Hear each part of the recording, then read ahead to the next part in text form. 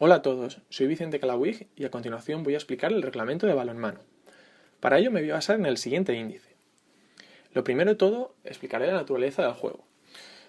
Posteriormente hablaré del campo, del balón, de los tipos de jugadores y cambios, de las posiciones, de la duración y el resultado en un partido de balonmano y finalmente de las sanciones. Empecemos. Lo primero de todo, explicar, para quien no conozca el deporte de balonmano, que el balonmano es un deporte de contacto constante.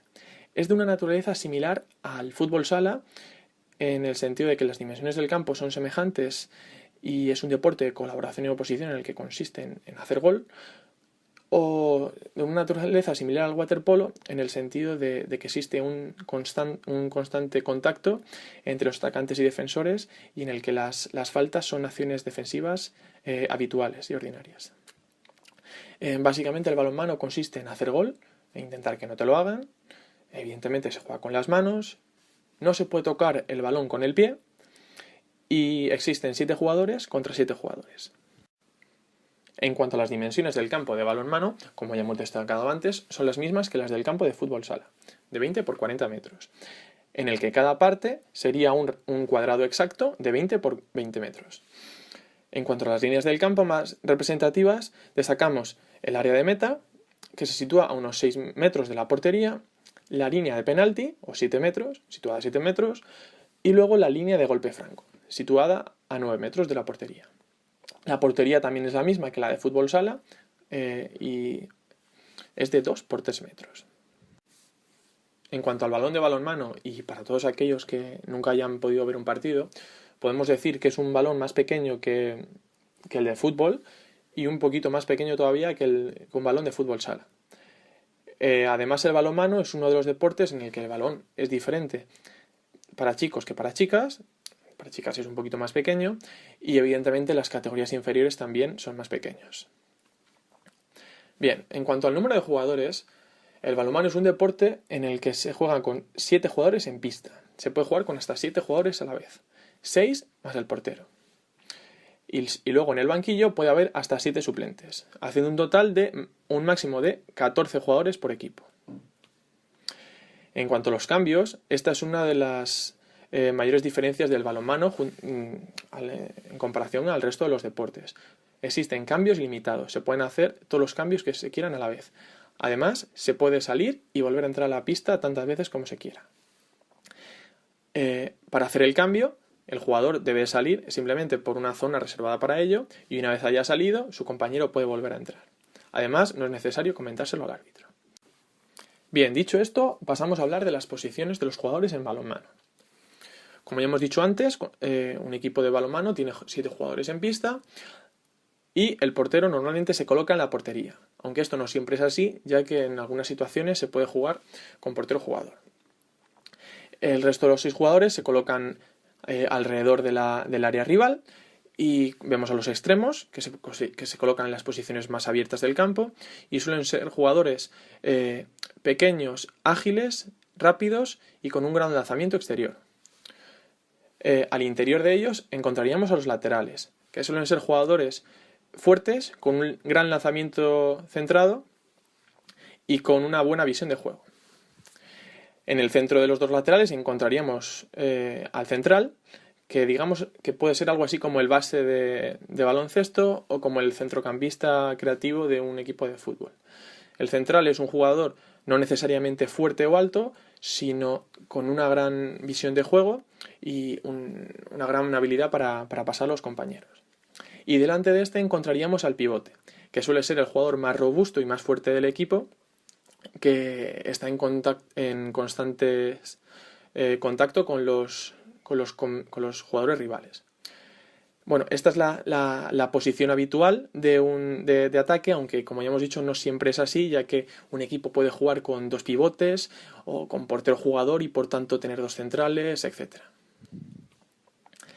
Y bueno, en cuanto a las posiciones de defensa, esta sería una defensa básica, un 6-0, con el jugador con el portero en la portería, los 2 extremos abiertos a las líneas del campo, defendiendo a los extremos rivales, los 2 laterales al interior de estos, defendiendo a los laterales rivales, y En este caso, en defensa, en vez de haber un central, existen dos centrales que normalmente suelen estar ambos con el pívot atacante.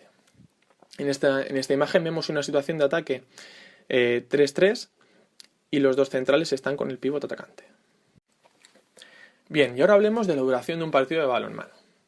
Un partido, básicamente, un partido absoluto, consta de dos partes de 30 minutos, que hacen un total de 60, y un descanso de 10 minutos entre ambas partes.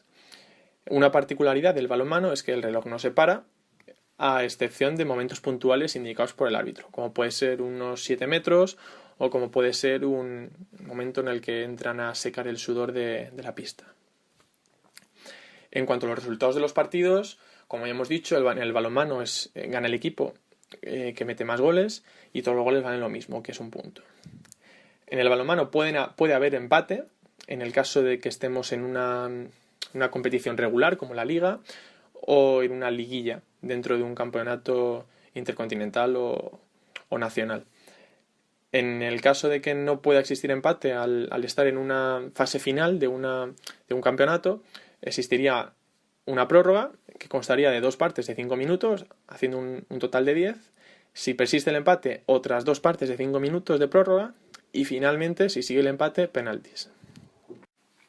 Y bien, ahora hablemos de las sanciones. Como ya hemos comentado antes, el balonmano es un deporte de contacto en el que el golpe franco, o bueno, la llamada falta en otros deportes, es una acción defensiva común. Esto es una particularidad del balonmano y no es algo muy común en otros deportes como pueda ser el fútbol o el baloncesto, en el que, aun existiendo faltas en acciones de ataque, no son tan continuas o tan repetitivas como puede ser en el balonmano. En el balonmano puedes encontrarte que en una misma jugada de ataque existan 2, 3, 4 faltas consecutivas, 3, 4 golpes francos consecutivos. Y consiste en un contacto frontal con las manos por delante hacia el rival. Una sanción más grave es la tarjeta amarilla. El árbitro sanciona la tarjeta amarilla cuando se excede cuando un defensor se excede en el contacto con el atacante, es decir, realiza demasiados golpes francos consecutivos o cuando existe un comportamiento antideportivo. Una sanción todavía más grave sería la exclusión o 2 minutos, que consiste en que el árbitro sanciona al atacante o al defensor con 2 minutos fuera de la pista, dejando por tanto a su equipo en inferioridad. El árbitro sanciona a los 2 minutos cuando existe una falta en una ocasión clara de gol, cuando existe un balonazo intencionado en la cara o por no poner el balón en el suelo cuando el árbitro pita pasivo, que a eso llegaremos más adelante.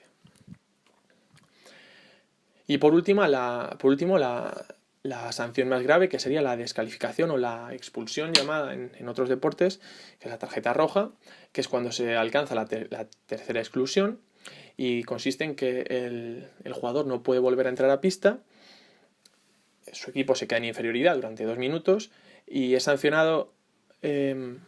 La descalificación es sancionada debido a una conducta deliberadamente antideportiva o a faltas muy, muy, muy graves, faltas de respeto al árbitro, insultos, agresiones, etc. Por último, encontramos la sanción de pasivo. En el balonmano, las posesiones no tienen un límite concreto de segundos para el ataque, a diferencia del baloncesto, en el que son 24, y el pasivo consiste en que el colegiado subjetivamente levanta la mano cuando el equipo rival lleva cierto tiempo sin atacar intencionadamente la portería. Es decir, en situaciones en las que el equipo atacante está ganando el partido y simplemente quiere que pase el tiempo para ganar el partido y no atacan a portería. Entonces el árbitro levanta la mano y a los pocos segundos de esto, si no existe un lanzamiento, se pita y se pierde la posesión de balón que pasa al equipo rival. Bueno, si tenéis alguna duda, sugerencia, comentario a esta presentación, no dudéis en contactar conmigo mediante mi correo. Y nada, eso ha sido todo. Muchas gracias por su atención.